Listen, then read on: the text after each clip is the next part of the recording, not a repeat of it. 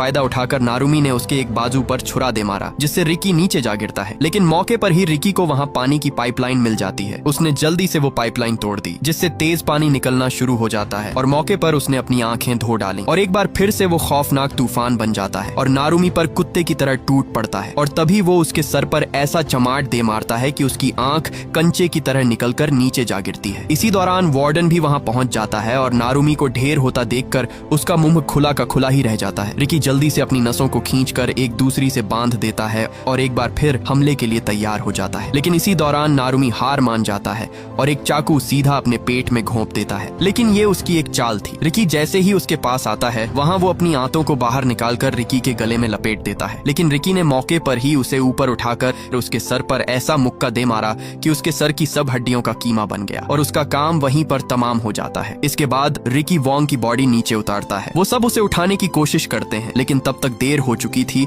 और वोंग वहाँ अपना दम तोड़ चुका था। इसलिए ये देखकर रिकी सब कैदियों से कहता है कि इस बेकसूर की मौत का जिम्मेदार वार्डन ही है, उसे जान से मार डालो। इसलिए सब कैदी उस पर एक तूफान की तरह भागते हैं और उसे मारने के लिए अपना हल्ला बोल देते हैं। लेकिन तभी वहाँ कोई एक कैदी को पकड़कर उसका सर फोड़ देता है। ये देखकर सब एकदम से चौंक जाते हैं। दरअसल ये तीनों अपने अपने सेल के लीडर थे और अब यही 3 बच गए थे, क्योंकि चौथा कैदी नारुमी मारा जा चुका था। पहले कैदी का नाम चैंग, जो एक लड़की थी, उसमें एक ऐसी ताकत थी जिससे वो एक जगह से दूसरी जगह आसानी से पहुंच जाती थी। दूसरे कैदी का नाम कितामा था और तीसरा कैदी ब्रैंडन था। यहाँ वार्डन रिकी से कहता है कि अगर तुम्हारे अंदर हिम्मत है तो इन तीनों को मार कर दिखाओ। रिकी के सब साथी भी उसे कहते रहे कि इन सबको मार डालो, लेकिन रिकी आगे से कुछ भी नहीं बोलता और सीधा वोंग की लाश को उठाकर वहाँ से जाने लगता है। वार्डन उसे एक ऑफर देता है और कहता है कि मैं तुम्हें नॉर्थ सेल का लीडर बनाना चाहता हूँ, क्योंकि नारुमी मारा जा चुका है, इसलिए अब मैं उसकी जगह तुम्हें रखना चाहता हूँ। मैंने तुम जैसा ताकतवर कैदी आज तक नहीं देखा। लेकिन रिकी आगे से उसे कुछ भी नहीं कहता, क्योंकि वो उसके इशारों पर नाचने वाला सांप बनना नहीं चाहता था। वो अब पूरी तरह टूट चुका था, क्योंकि उसी की वजह से सब उसके साथ ही अपनी जान से हाथ धो बैठे। दूर बैठा एक लड़का जो इस जेल में कैदी था, वो रिकी को देख रहा था। जब रिकी एक पत्ते से धुन बजाता है, तब वो लड़का भी पत्ते से धुन बजाने की कोशिश करता है, लेकिन कई कोशिश के बाद भी वो धुन नहीं बजा पाता। तभी रिकी उसके पास आकर बैठ जाता है